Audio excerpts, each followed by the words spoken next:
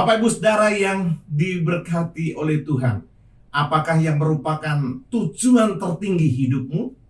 Apakah yang merupakan tujuan terutama hidupmu? Kalau kita adalah orang percaya, maka tujuan terutama hidup kita, tujuan tertinggi hidup kita adalah untuk menyenangkan hati Tuhan, untuk hidup berkenan kepada Tuhan. Jikalau ada orang yang mengaku sebagai orang Kristen, mengaku sebagai orang percaya, tapi dia mempunyai tujuan yang lain, maka patut dipertanyakan kesungguhan imannya kepada Tuhan Yesus. Karena jelas sekali Alkitab memberitahu kita, tujuan tertinggi orang percaya adalah untuk selalu menyenangkan hati Tuhan. Bapak Ibu Saudara yang dikasihi oleh Tuhan, bagaimanakah caranya kita hidup untuk berkenan kepada Tuhan? Mari kita melihat dari seorang tokoh dalam perjanjian lama, yaitu Henokh. Kita membaca bagian firman Tuhan hari ini, diambil dari surat Ibrani pasal yang ke-11 ayat 5 dan 6. Firman Tuhan berkata demikian, karena iman Henokh terangkat supaya ia tidak mengalami kematian, dan ia tidak ditemukan karena Allah telah mengangkatnya. Sebab sebelum ia terangkat, ia memperoleh kesaksian bahwa ia berkenan kepada Allah. Tetapi tanpa iman, tidak mungkin orang berkenan kepada Allah. Sebab barang siapa berpaling kepada Allah, ia harus percaya bahwa Allah ada dan bahwa Allah memberi upah kepada orang yang sungguh-sungguh mencari Dia. Puji Tuhan. Bapak Ibu Saudara yang diberkati oleh Tuhan, belajar dari Henokh ini, bagaimanakah kita hidup berkenan kepada Tuhan, bagaimana kita hidup menyenangkan hati Tuhan, yang merupakan tujuan tertinggi dalam kehidupan kita ini. Yang pertama adalah hiduplah bergaul dengan Allah.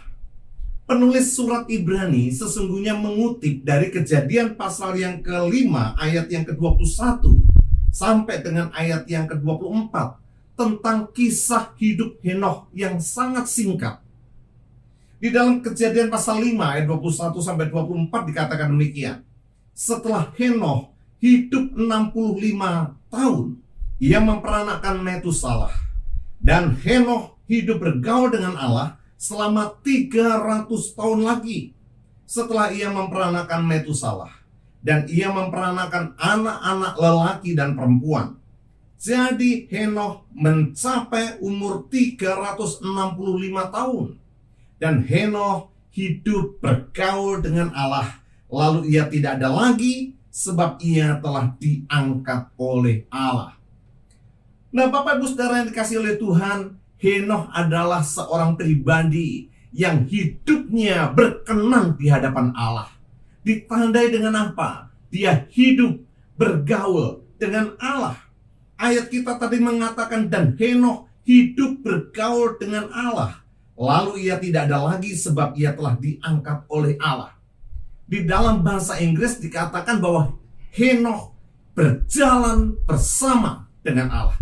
Jadi hidup bergaul dengan Allah itu artinya berjalan bersama dengan Allah atau bersahabat dengan Allah. Bapak Ibu Saudara yang dikasihi oleh Tuhan, jangan lupa bahwa Allah yang kita sembah adalah Allah yang berpribadi. Dia punya perasaan, pikiran, dan kehendak. Dan dia suka dengan sebuah hubungan persahabatan. Ingatkah kita ketika Tuhan hendak memunahkan kota Sodom dan Gomora? Dia memberitahukan terlebih dahulu kepada Abraham. Dicatat di dalam Alkitab. Mengapa dia memberitahukan kepada Abraham? Sebab Abraham adalah sahabatnya. Jadi Tuhan suka dengan sebuah hubungan persahabatan. Bahkan kalau kita melihat di dalam kitab Injil Yohanes pasal yang ke-15, Tuhan Yesus juga berkata, aku tidak menyebut kamu hamba, sebab hamba tidak tahu apa yang diperbuat oleh tuannya, tapi aku menyebut kamu sebagai sahabat. Jadi Tuhan menyebut kita sebagai sahabatnya, Tuhan suka dengan sebuah hubungan persahabatan. Jadi hidup bergaul dengan Allah ditandai berjalan bersama dengan Allah, bersahabat dengan Allah. Apakah Bapak Ibu Saudara mempunyai sebuah hubungan yang akrab dengan Allah? Apakah Bapak Ibu Saudara mempunyai hubungan yang karib dengan Allah? Seperti halnya seorang sahabat. Nah, Bapak Ibu Saudara, yang menarik bahwa Henokh memutuskan untuk hidup bergaul dengan Allah ketika usianya 65 tahun. Dia memutuskan di usia 65 tahun untuk berhenti mengikuti hawa nafsunya seperti yang dilakukan kebanyakan orang di masanya. Dia memutuskan untuk bergaul dengan Allah, bersahabat dengan Allah, intim dengan Allah, karib dengan Allah, berjalan bersama dengan Allah ketika usianya 65 tahun. Jangan kita berpikir, wah 65 tahun sudah tua sekali. Karena umur manusia pada waktu itu ratusan tahun. Kita tahu bahwa anak Henokh yang bernama Metusalah itu umurnya 969 tahun, yang merupakan manusia tertua yang pernah dicatat di dalam Alkitab. Jadi Henokh di usia 65 itu masih muda, tapi dia memutuskan untuk hidup bergaul dengan Allah. Dia memutuskan untuk berhenti mengikuti hawa nafsunya, berhenti untuk mengikuti jalan dunia. Dia memutuskan untuk hidup bergaul dengan Allah. Kapankah Anda memutuskan untuk mau bergaul dengan Allah? Sampai umur berapa Anda memutuskan untuk hidup bergaul dengan Allah? Apakah waktu-waktu yang Anda habiskan, umur yang Anda habiskan hanya untuk memenuhi hawa nafsu saudara sendiri, mengikuti jalan dunia yang sesat, mengikuti kehendak iblis dan si jahat? Kapan Anda memutuskan seperti Henokh, saya mau berhenti mengikuti hawa nafsu saya mau berhenti mengikuti jalan dunia ini, saya mau mengikuti Tuhan, saya mau bergaul dengan Tuhan? Itu adalah sebuah momen yang sangat penting. Henokh umur 65 tahun ketika dia memutuskan hal itu. Anda, kapankah Anda memutuskan untuk mau bergaul dengan Allah? Nah, Bapak Ibu Saudara yang dikasihi oleh Tuhan, Henokh itu hidup di tengah-tengah orang-orang yang mengikuti hawa nafsunya, yang disebut sebagai orang-orang fasik. Di dalam Yudas pasal 1, ya Yudas hanya satu pasal saja, Yudas pasal 1 ayat 14-16 dikatakan demikian. Juga tentang mereka, Henokh, keturunan ketujuh dari Adam, telah bernubuat katanya, sesungguhnya Tuhan datang dengan beribu-ribu orang kudusnya, hendak menghakimi semua orang dan menjatuhkan hukuman atas orang-orang fasik, karena semua perbuatan fasik yang mereka lakukan, dan karena semua kata-kata nista yang diucapkan orang-orang berdosa yang fasik itu terhadap Tuhan. Mereka itu orang-orang yang menggerutu dan mengeluh tentang nasibnya, hidup menuruti hawa nafsunya, tetapi mulut mereka mengeluarkan perkataan-perkataan yang bukan-bukan, dan mereka menjilat orang untuk mendapat keuntungan. Jadi Henokh hidup di tengah-tengah orang-orang fasik, di mana orang-orang fasik ditandai dengan 3 hal. Yang pertama, orang-orang fasik itu adalah orang-orang yang suka menggerutu dan mengeluh tentang nasibnya. Orang fasik juga ditandai dengan orang yang mengikuti hawa nafsunya. Dan yang ketiga, orang fasik ditandai dengan dia menjilat orang untuk mendapat keuntungan, atau dia mau melakukan apa saja untuk mendapat keuntungan bagi dirinya sendiri. Itulah orang fasik.